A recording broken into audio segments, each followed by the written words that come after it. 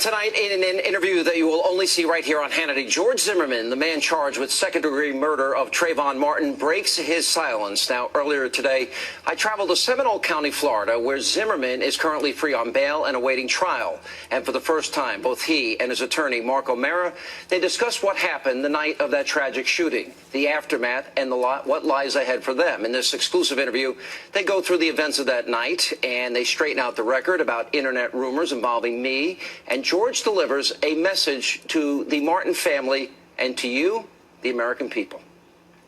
A lot of time has passed since this incident with Trayvon. How do you feel about it now that you've had some time to reflect on what has happened? I haven't really had the time to reflect on it. When I was in jail, obviously I was in solitary confinement, and I had a lot of time to think and reflect. Take us back to that night. You were going to the store. Let's start at the beginning. I was going to Target to do my weekly grocery shopping. Sunday nights was the only nights, well, Sunday after we mentored the kids, we would always go grocery shopping.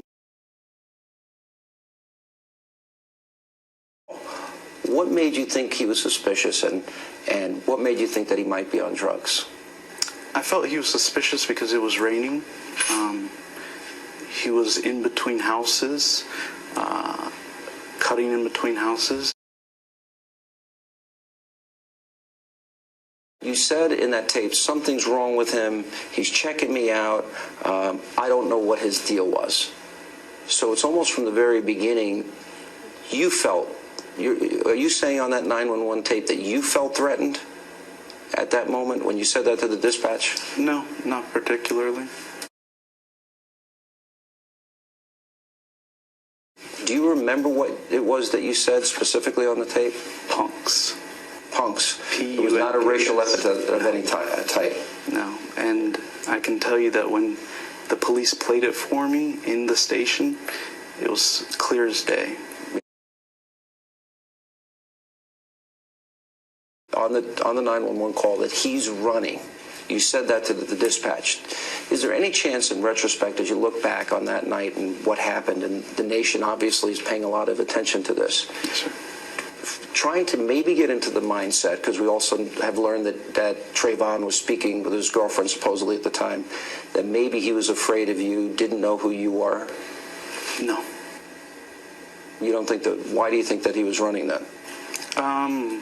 Well, maybe I said running, but he was more... You said he was running. Yes. It was like skipping, and going away quickly.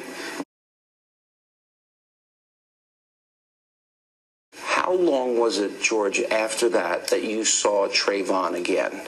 Because you said you stopped, that you did not continue pursuing him.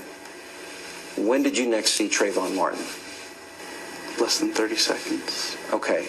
Where exactly were you at that point? And how far away were you from your car at that moment? I'd guess about 100 feet or more. So you never went further than how far approximately from your car? I'd estimate it to be approximately 100 feet. So you never went further than that from the car? No, sir. Okay. We heard the screams on the one recording from a neighbor that was calling the police, and there's been some dispute whose voice that is. Was that your voice screaming, or was that Trayvon Martin's voice screaming? That was my voice. Absolutely. That was your voice? Yes, sir.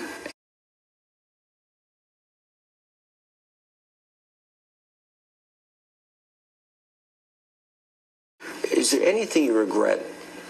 Do you regret getting out of the car to follow Trayvon that night? No, sir. Do you regret that you had a gun that night? No, sir. Do you feel you wouldn't be here for this interview if you didn't have that gun? No, sir. You feel you would not be here? I feel that it was all God's plan. Is there anything you might do differently in retrospect now that time has passed a little bit? No, sir. Are They only left me a nigger, but at least I shot me a nigger. That happen every day.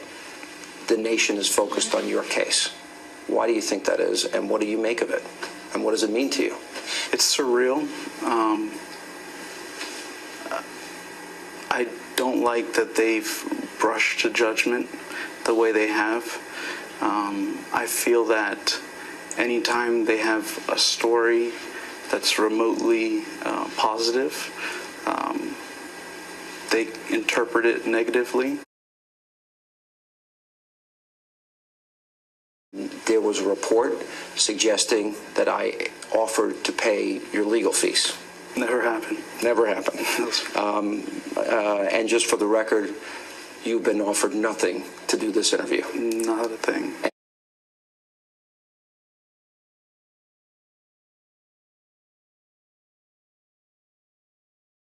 Would you like to talk to them at some point? I'm certainly open to it. Ms. Fulton, he says he would be open to talking to you. Is there any interest on your part to speak to George Zimmerman? Absolutely not.